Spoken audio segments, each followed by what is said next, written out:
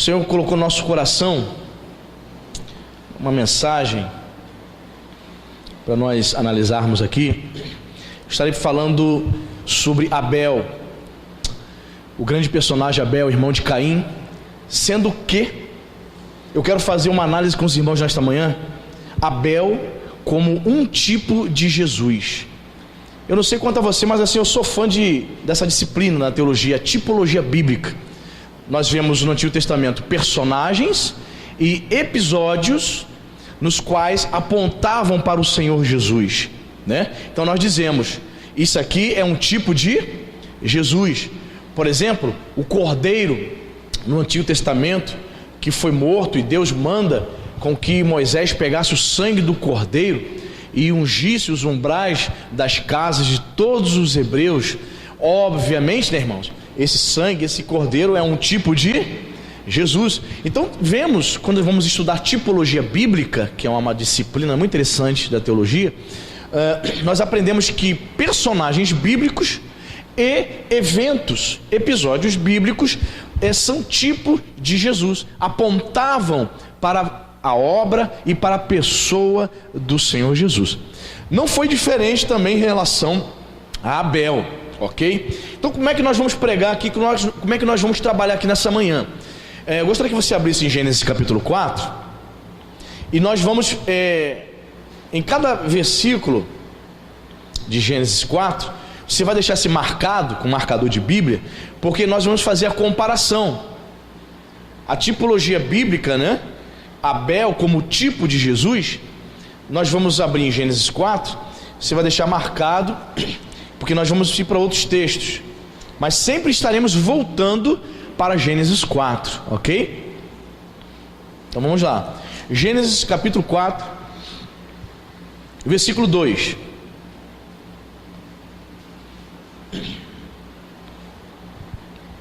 Primeira semelhança de Abel com Jesus, nessa tipologia. Abel, diz aqui o capítulo 4, verso 2: depois deu à luz a Abel, seu irmão. Abel foi pastor de ovelhas e Caim, lavrador. A primeira semelhança de Abel com o Senhor Jesus é porque Jesus é chamado de o bom pastor. Deixa aí em Gênesis 4 marcado. Vamos para João 10:11 para nós vermos, ok? Para que nós vejamos essa semelhança, esse tipo que apontava para Jesus. Abel era pastor de ovelhas, e nós vamos ver aqui Jesus em João 10.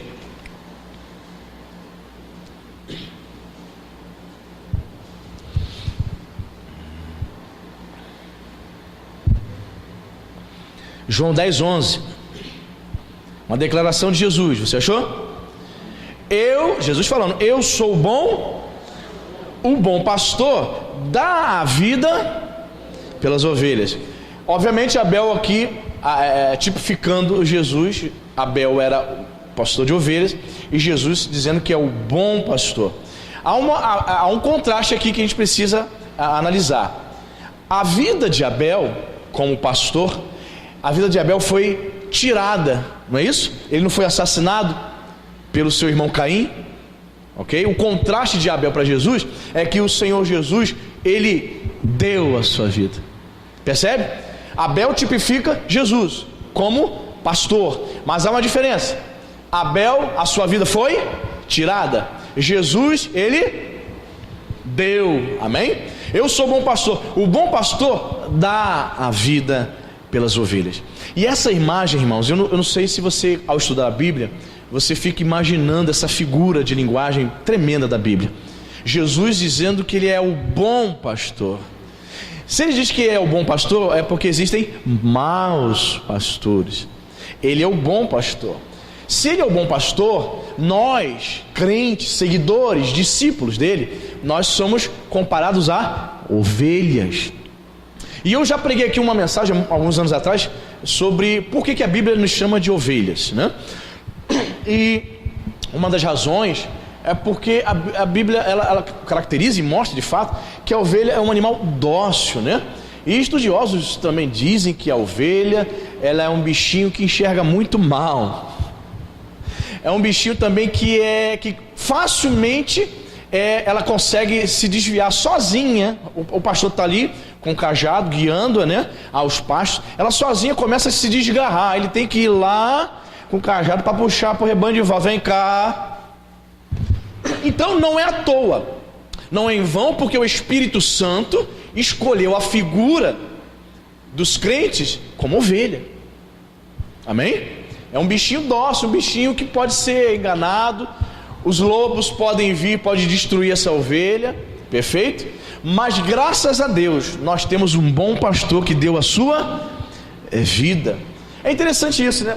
Eu não sei se você sabe, quando você vai estudar sobre Jesus, vai ler algum autor acadêmico de teologia, algum autor liberal, eles sempre vão bater na tecla de que Jesus foi assassinado, porque eles fazem uma leitura de que Jesus obviamente foi preso pelos judeus, morto pelos romanos, mas esquecem de fazer uma outra leitura, a leitura de que Jesus sempre está dizendo: a minha vida eu a dou, ninguém tira de mim.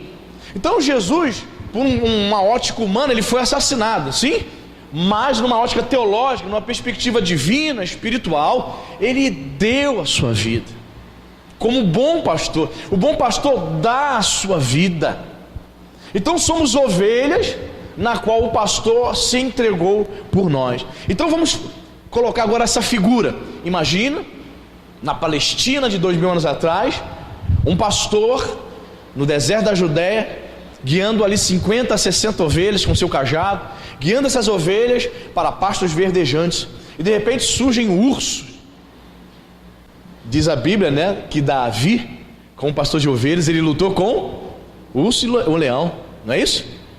Confere isso, urso e leão, né? Então haviam animais hostis, e os estudiosos dizem que hoje em dia na Palestina os leões e os ursos praticamente vieram à extinção, não existe mais. Você passeando pela Judéia, vai fazer uma visita em Israel, você não encontra mais leão, mas há 2, 3 mil anos atrás você encontrava facilmente leão na Palestina, na Judéia.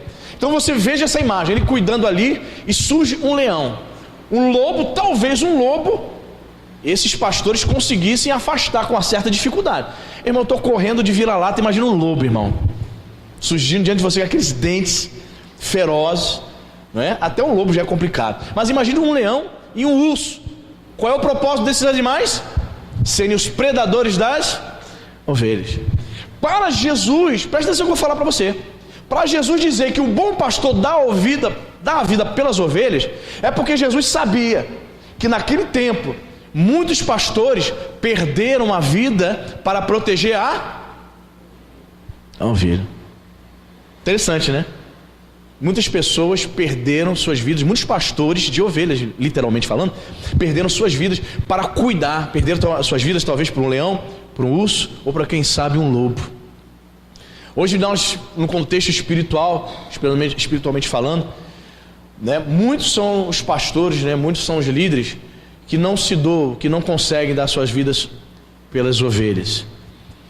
Não percebem, eles acham, por exemplo, que se ele não estudar a Bíblia, não se preparar para trazer conteúdo, alimento para o povo de Deus, ele acha que isso não tem nada a ver. Assim como tem pastores que dizem assim: eu não gosto de ler, eu não gosto de estudar a Bíblia. Imaginem. Então veja bem, ele acha que ao fazer isso ele não está entregando as ovelhas para o lobo, mas está. Quando um líder, quando um pastor não se prepara para alimentar o povo de Deus, ele está entregando as ovelhas de bandeja para quem? Para as ovelhas, para os ursos e para os leões. Então o verdadeiro pastor, ele se entrega, ele se doa, ele dá a vida para as ovelhas. Veja quantos contrastes, hein? Veja quantos contrastes aqui nós estamos analisando, quantas questões interessantes. Então nós vimos aqui Abel como pastor, tipificando Jesus, que é o bom pastor. A vida de Abel foi tirada, mas a diferença é que Jesus entrega, ele dá a sua vida pelas ovelhas. Amém, irmãos? Então o título da mensagem é essa, né? Abel, um tipo de Jesus. Então o primeiro contraste, né? O primeiro tipo que nós vemos em Abel, a primeira semelhança é isso: ambos são pastores. Muito bem, prosseguindo, voltemos para Gênesis, né? Sua Bíblia está marcadinha aí, vamos voltar para Gênesis. Gênesis, agora o versículo 4. Diz a palavra de Deus: Abel por sua vez, trouxe das primícias do seu rebanho e da gordura deste. Agradou-se o Senhor de Abel e de sua oferta. Olha o que aconteceu aqui, irmãos. Diz o texto que ele trouxe o melhor. Diz o texto que Abel deu um sacrifício melhor, um sacrifício que agradou a Deus. O sacrifício de Caim não agradou ao Senhor. Agradou-se o Senhor de Abel e da sua oferta. Deus se agradou tanto de Abel quanto da oferta de Abel. O texto não diz que o Senhor se agradou de Caim, tampouco diz que o texto aqui diz que o Senhor se agradou da oferta de Caim. Então Deus se agrada da pessoa de Abel e se agrada da oferta. Ele deu o melhor, as primícias. Repita comigo, as primícias. Qual é o apontamento, qual é o tipo, qual é a semelhança que esse fato tem com o Senhor Jesus? Vamos lá para Hebreus capítulo 9, deixa marcado aí. Então nós vemos aqui em Gênesis 4:4 que Abel ofereceu um sacrifício, repita comigo, maior do que o de Caim. Perfeito? Abel não ofereceu um sacrifício maior e melhor? Então vamos ver aqui essa semelhança com Jesus. Hebreus 9, estamos analisando nessa manhã aqui Abel como um tipo de Jesus. Hebreus 9, versículo 12 ao 14. Você achou? Olha que interessante. Hebreus 9, 12. Não por meio de sangue de bodes e de bezerros, mas pelo seu próprio sangue entrou no Santo dos Santos, uma vez por todas, tendo obtido eterna redenção. Portanto, se o sangue de bodes e de touros e a cinza de uma novilha, aspergidos sobre os contaminados, os santificam quanto à purificação da carne, muito mais o sangue de Cristo, que pelo Espírito eterno a si mesmo se ofereceu sem mácula a Deus, purificará nossa consciência de obras mortas para servirmos ao Deus vivo. Muito mais o sangue de Cristo. Veja o que o autor da Epístola aos Hebreus está dizendo. Já havia uma santificação quando os bodes, os animais eram sacrificados nos sacrifícios levíticos, não havia? Aí ele vai dizer, muito mais o sangue de Jesus. Então o sacrifício de Jesus foi maior, foi de uma vez por todas. Olha que bacana, irmãos. Mais um apontamento aqui, mais uma semelhança de Abel com o Senhor Jesus. Diz o texto lá que o sacrifício de Abel foi o melhor, foram as primícias. Então Deus se agradou de Abel e de sua oferta. Ok? Então o Senhor Jesus, ao oferecer a si mesmo, diz o texto aqui, não é isso? Não é isso, irmão? Onde está? É o versículo 14 mesmo, né? Muito mais o sangue de Cristo, que pelo Espírito eterno a si mesmo se ofereceu sem mácula a Deus. Então ele ofereceu o melhor. Qual era a melhor oferta que Deus estava oferecendo ao Pai? A si mesmo. Que interessante, né, irmão? E é interessante também que o Novo Testamento, você vai perceber a Epístola aos Romanos e Paulo, né, desenvolvendo essa questão da lei e da graça, que Paulo ele não despreza a lei. Ele nunca diz assim, a lei é imprestável, a lei de Moisés foi inútil. Ele não chega a esse ponto. Ele entendia que a lei era boa, todavia a graça sobrepujou, substituiu a lei, tá? E o pensamento do autor da Epístola aos Hebreus é semelhante, porque no verso 13 ele fala, portanto, se o sangue de bodes e de touros e a cinza de uma novilha aspergido sobre os contaminados, sobre o povo, os santifica quanto à purificação da carne, muito mais o sangue de Jesus. O autor da Epístola aos Hebreus está dizendo que os sacrifícios feitos no Antigo Testamento teve um propósito. Serviu sim, serviu para aquele povo, teve um propósito espiritual, santificava as pessoas sim, porque o sangue dos bodes eram sacrificados no templo. O que os sacerdotes faziam? Pegavam o sangue e faziam o que em cima do povo? Aspergia. E diz as Escrituras que Deus aceitava. Era aliança, foi Deus que estabeleceu, amém, irmãos? Foi Deus. Só que o autor da Epístola aos Hebreus entende e explica que o sangue de Jesus é muito maior é o sangue, o poder que há no sangue de Jesus. E eu fiz aqui alguns apontamentos aqui no meu esboço, eu quero compartilhar com você. Primeira coisa, o sangue humano de Jesus, não foi o homem Jesus que morreu ali? Perfeito? Na cruz. O sangue humano de Jesus realizou uma obra divina. Não é interessante isso? Jesus, o homem Deus, obviamente, o sangue que foi derramado naquela cruz era vermelho. Amém, irmão? Sangue comum, como de homem. Só que o sangue humano dele realizou uma obra divina. Por quê? Porque foi uma obra de expiação. Foi uma obra de de pecados. Outra coisa importante acerca do sacrifício de Jesus, diz aqui muito mais do sangue de Cristo. Outra coisa interessante é que o sacrifício de Jesus, ele tem poder para purificar os pecados de todos os povos, de todos que já viveram, de todos que estão vivendo e de pessoas que ainda vão nascer. Amém, irmão? Pegou?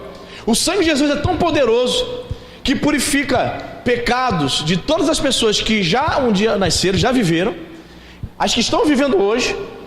Já estamos quase chegando a 8 bilhões de habitantes, se não chegamos, né? No planeta Terra. E de pessoas que ainda vão nascer. O poder do sangue de Jesus. Claro, se tais pessoas se aliançarem e o receberem como um único e suficiente Salvador. Amém, queridos? Vocês estão entendendo aqui? Então nós aprendemos aqui, nessa tipologia, que o sacrifício de Abel, ele foi superior, ele foi maior do que o sacrifício de Caim. Então vamos para o Novo Testamento. Abel é um tipo de Jesus. Vemos que em Jesus seu sacrifício foi maior e foi superior aos sacrifícios de animais do Antigo Testamento. Você está entendendo, irmão? Amém? Estamos acompanhando até aqui o raciocínio. Então foi o segundo tipo de Abel em relação a Jesus. Voltemos agora para Gênesis. Vamos ver o terceiro ponto aí, também muito interessante. Gênesis 4,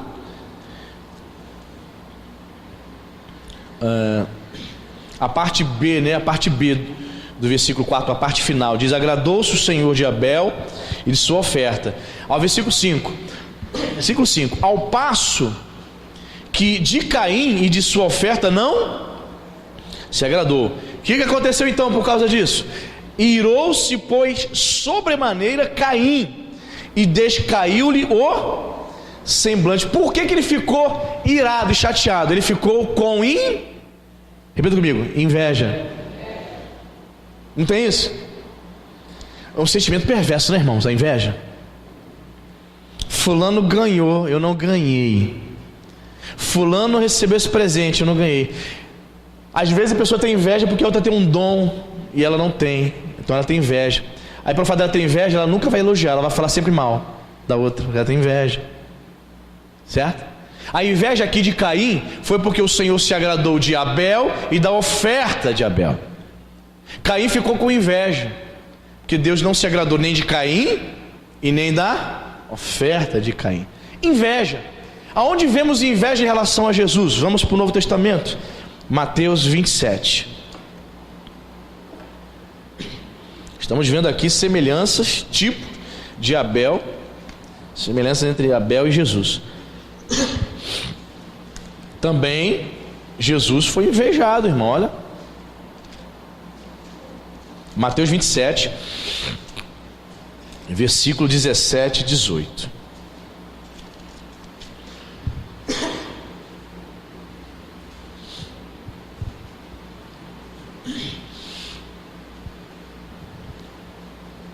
Você achou? Mateus 27, versículo 17 e 18, diz assim a palavra: estando, pois, o povo reunido, perguntou-lhes Pilatos: a quem quereis que eu vos solte? A Barrabás ou a Jesus, chamado Cristo?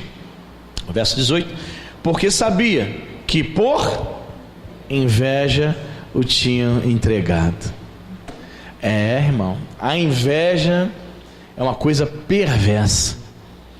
Aqueles homens que estavam sentindo inveja de Jesus eram os líderes religiosos, fariseus, escribas doutores da lei, homens que conheciam a palavra, mas quando eles viam Jesus ensinando e o povo seguindo a Jesus, o povo deixando de ouvi-los e seguindo ao Senhor, o que eles sentiram? Inveja.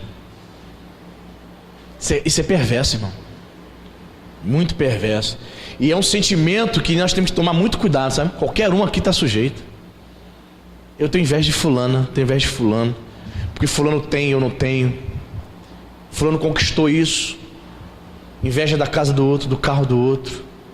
Inveja porque um sabe fazer, tem determinadas habilidades e você não tem. Sabe quando você percebe que você tem inveja incubada, mas tem? É quando você não consegue elogiar o outro. Você tem uma dificuldade tremenda. Não consegue. Você sabe que ele é bom, sabe que ele é bom naquilo que ela faz, mas você não consegue, e geralmente vai ficar falando mal. Não vai falar obviamente na cara dela, mas chegando em casa vai comentar com o marido, com a esposa, com filhos. Você via, começa a falar mal, porque não consegue, é inveja. E a inveja fica muitas vezes nesse campo, no campo do falar mal. A inveja que os líderes religiosos sentiram, partiram para uma coisa muito feia, chamada assassinato.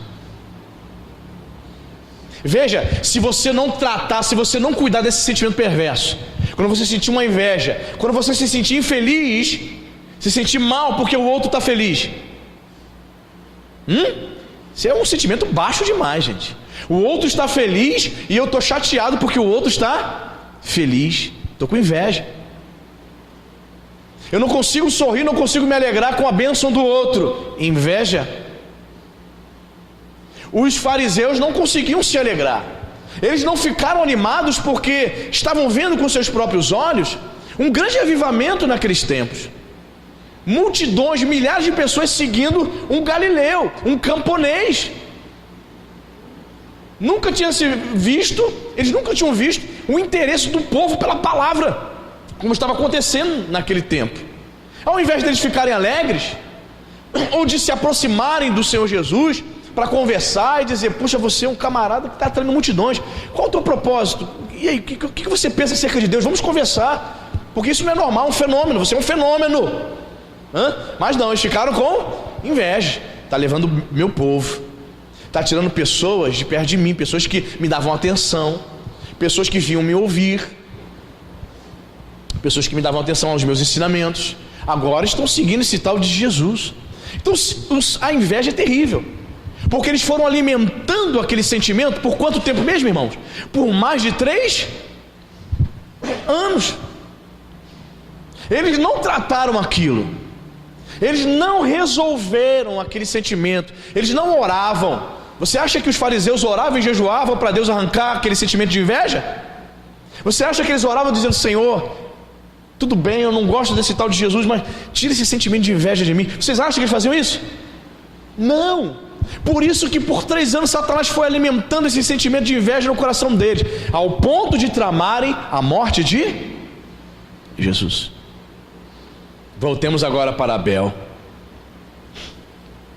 Abel, ao oferecer uma oferta ao Senhor, ele vai até o seu rebanho, deixa de lado aquelas que estavam machucadas, deixam de lado aquelas que eram magrinhas, e pega as primícias, o melhor.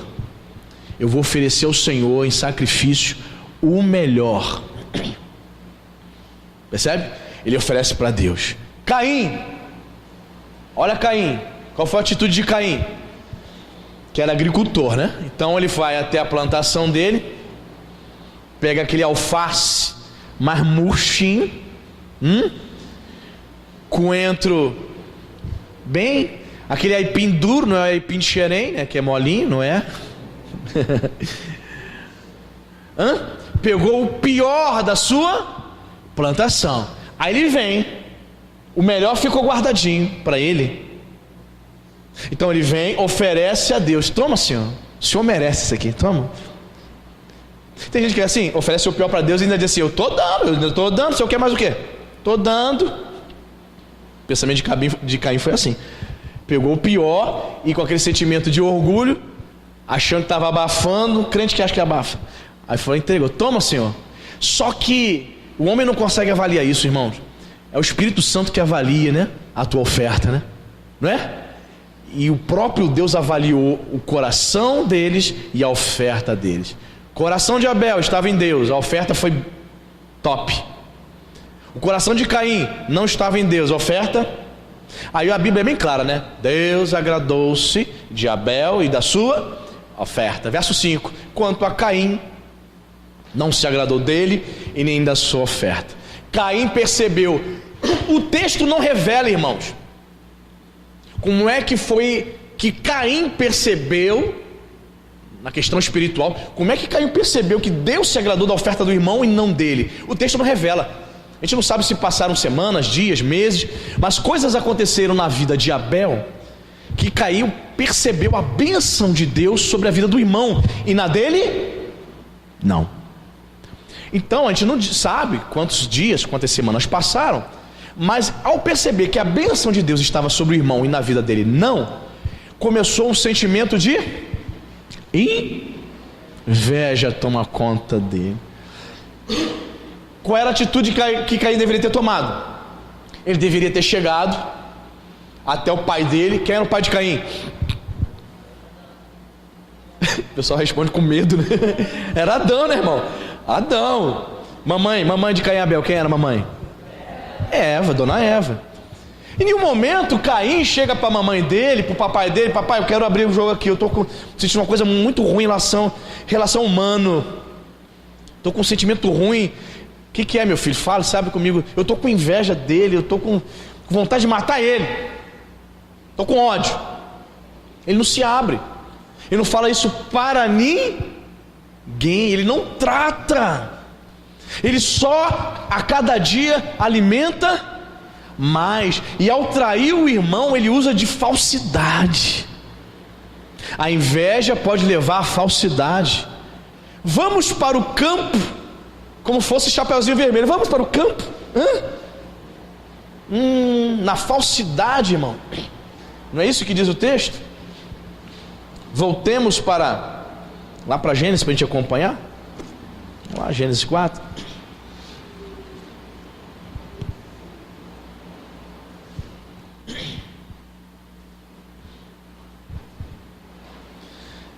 Versículo 8 que diz, né? Disse Caim a Abel, seu irmão: vamos ao campo.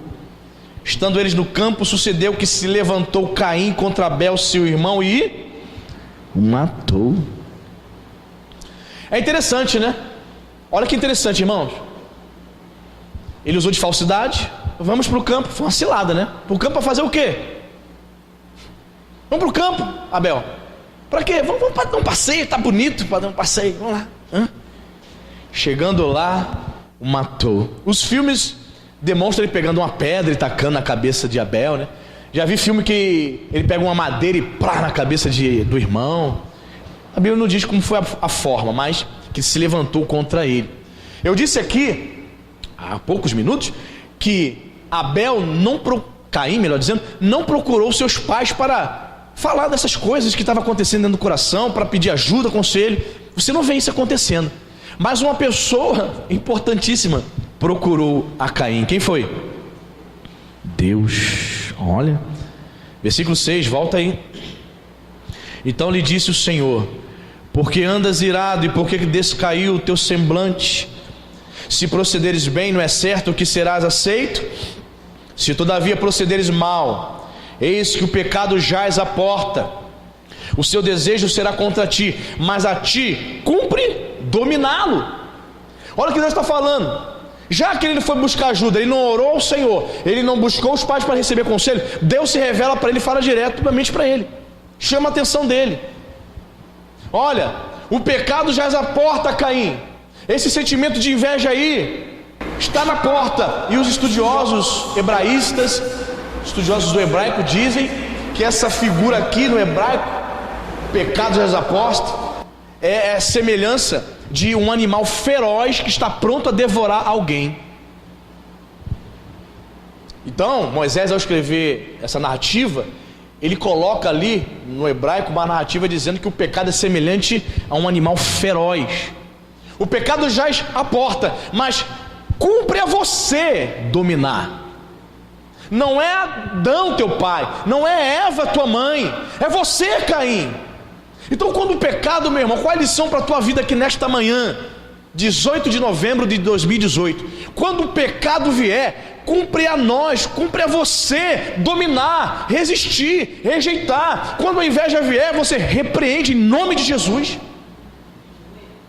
Repreenda, irmão. Você ficou triste porque o irmão se alegrou, é inveja incubada. Fala com Deus: Senhor, tira isso do meu coração, Senhor, não quero isso no meu coração não. Porque a inveja dos fariseus, em 3 anos alimentando o coração deles, tornou-se em assassinato. A inveja de Caim foi alimentada por ele não tratou, tornou-se em assassinato. Você está entendendo, irmão? E existem muitas pessoas dentro da igreja, se dizendo evangélicas, estão cometendo assassinato espiritual, porque tem ódio do seu irmão. O apóstolo João, escrevendo sua primeira epístola, ele vai dizer: aquele que odeia o seu irmão não tem a vida eterna. Porque o ódio, porque a mágoa é um pecado semelhante ao assassinato para Deus. A diferença, né, de nós para Deus ao olhar um pecado de assassinato é que uma pessoa que comete um assassinato com outra, ela tem que ir para a cadeia, não é isso? Mas o irmão que está dentro da igreja e odeia o outro, para Deus é o mesmo grau, mesmo nível, um pecado terrível. Terrível. Então percebemos aqui a semelhança de Abel como tipo de Jesus, é que ambos foram invejados. Ambos foram, numa perspectiva humana, foram assassinados, tiraram a sua vida. Ok? Perspectiva teológica, Jesus deu a sua vida. Perspectiva humana, tiraram a vida de Jesus. Existem as duas perspectivas para se analisar a morte de Jesus, ok? Perfeito? Então, irmão, em nome de Jesus, guarda o teu coração, vigia. Provérbios 4:23, o que diz o sábio? De tudo que se deve guardar, guarda o teu coração. Por quê? Se a pessoa não guardar o coração, sentimentos maus, sentimentos de inveja, que ficam se alimentando ali, podem matar a sua vida espiritual, pode matar a sua fé. Talvez não leve a um assassinato, que o Senhor nos livre disso, mas pode matar a sua própria fé. Quem está entendendo? Amém? Muito bem, estamos vendo aqui Abel como tipo de Jesus. Tem mais um? Tem, voltemos aí, versículo 8 do capítulo 4 de Gênesis. Vamos ver de novo aqui. Disse Caim a Abel seu irmão: vamos ao campo. Estando eles no campo, sucedeu que se levantou Caim contra Abel seu irmão e o matou. Quarto ponto: Abel foi morto inocentemente. Jesus também, não foi, irmãos? Deixa marcado aí, vamos para Mateus 27 ver essa questão.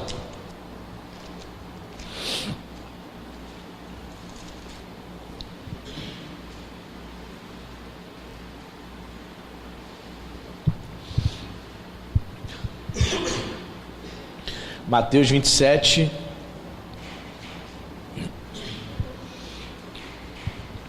Mateus 27, 24.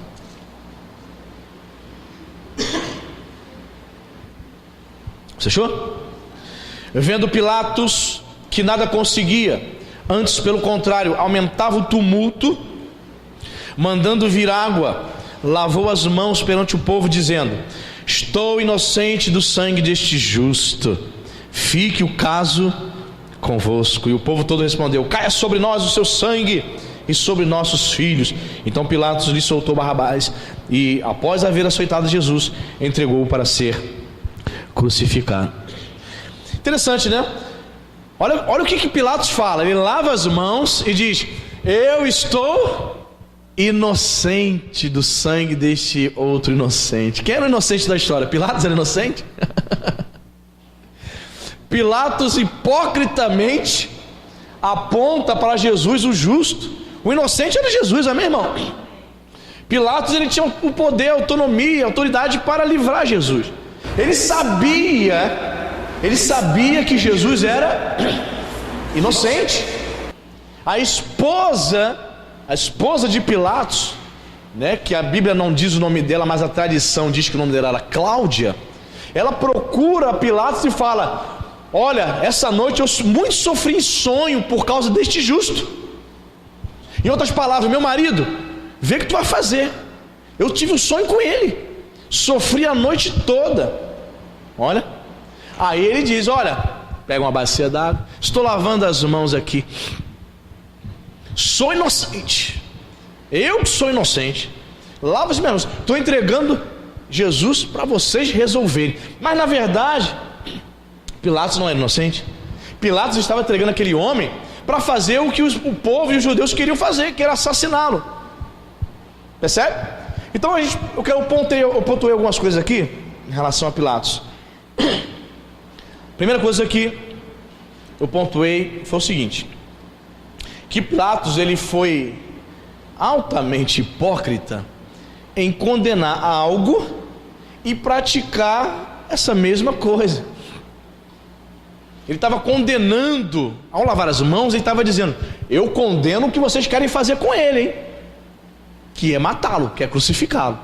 Ó, eu condeno. Mas na verdade, era ele que estava entregando de fato, de verdade. Ele que tinha ali o poder.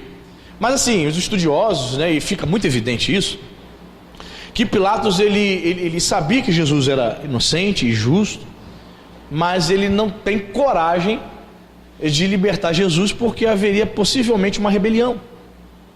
Certamente haveria ali um montim, e o medo de Pilatos é que essa notícia de um montim, de uma rebelião, chegasse até os ouvidos de César, e obviamente ele seria punido. Certamente ele seria punido. Tanto é que a história diz, a Bíblia não narra isso, tá?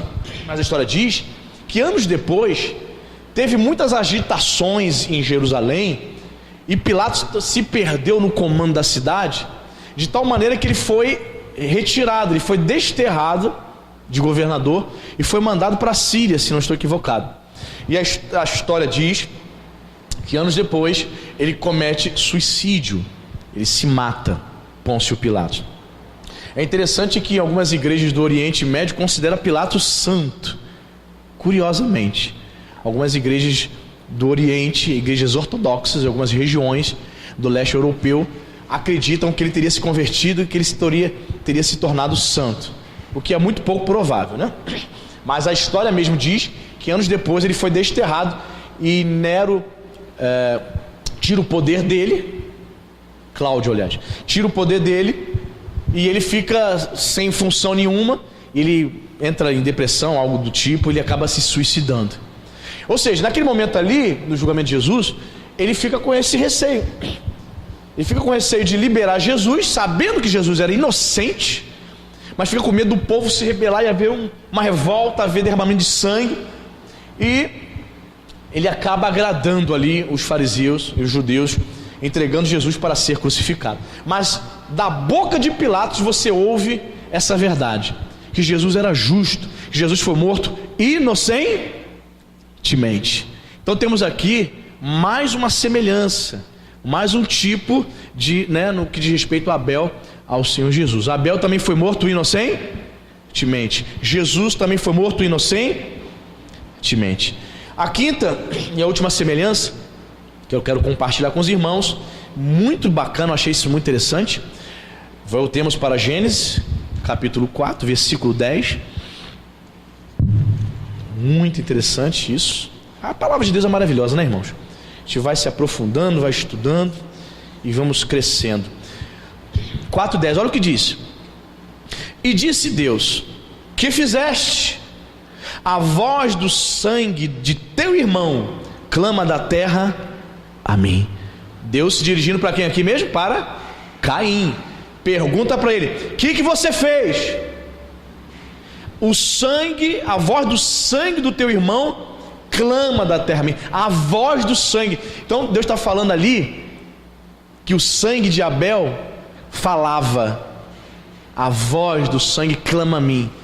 Ou seja, Deus iria vingar a morte dele, ok?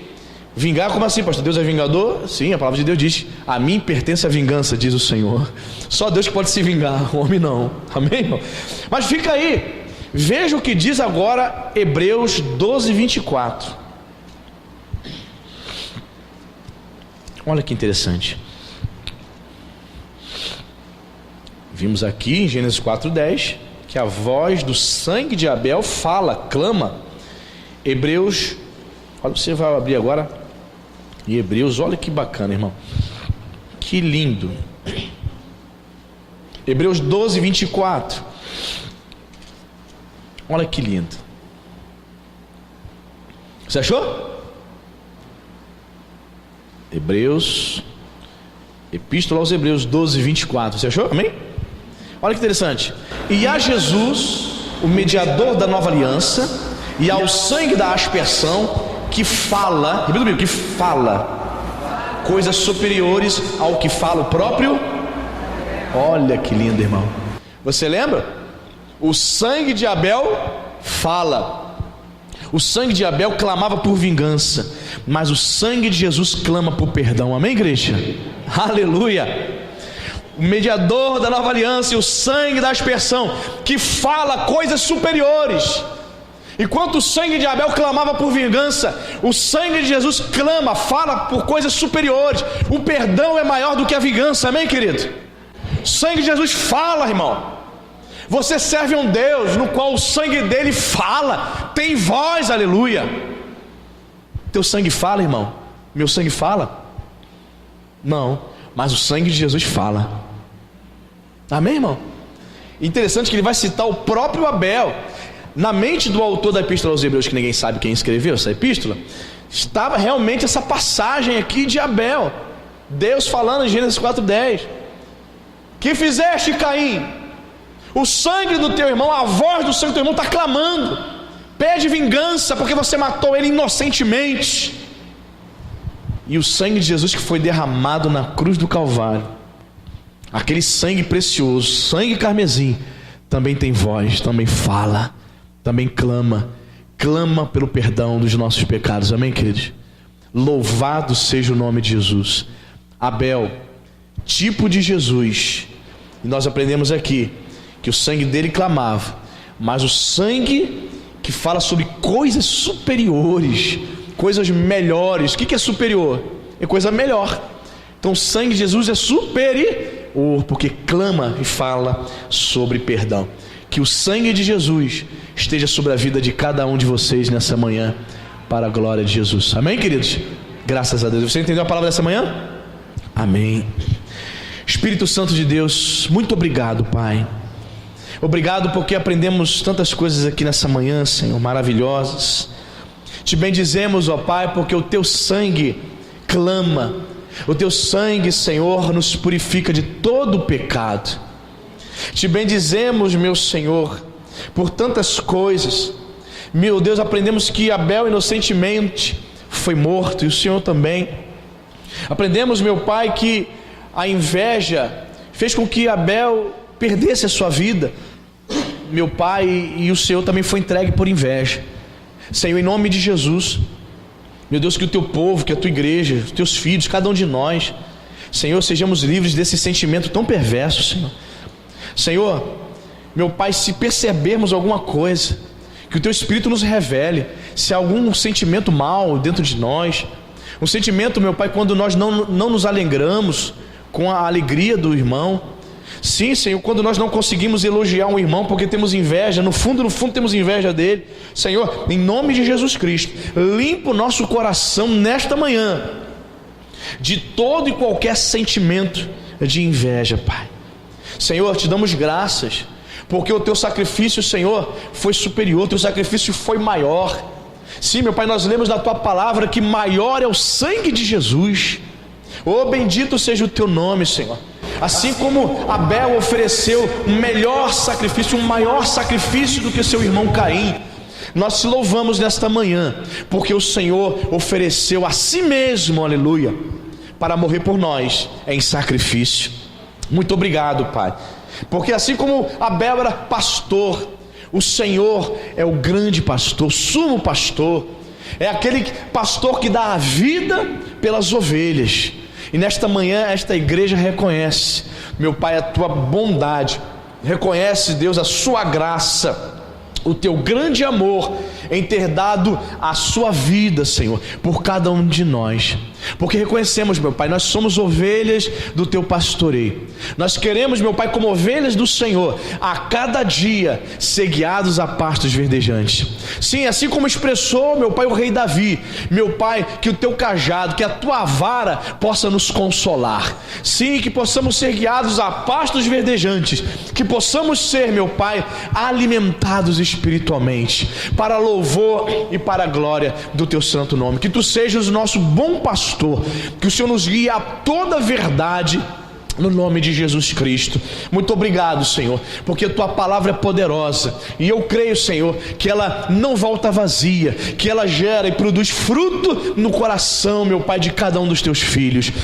Meu Senhor amado, opera maravilhas, ó Deus, faça na vida desse meu irmão, na vida desta minha irmã, aquilo, Pai, que eu não tenho poder para fazer, que é transformar, que é gerar Jesus Cristo em cada coração. Meu Pai, nesta manhã, somos gratos ao Senhor pela exposição da tua palavra, somos gratos ao Senhor, porque em comunhão nós, meu Pai, podemos te bendizer, te adorar em espírito e em verdade. Dá-nos, meu Senhor, um domingo de paz, um domingo cheio da sua graça, Senhor, um domingo cheio da sua presença. Nos leve, Senhor, em paz e segurança para os nossos lares, porque te bendizemos hoje, amanhã e para todos sempre. Que a igreja diga amém, diga graças a Deus. Amém, irmãos? Deus abençoe.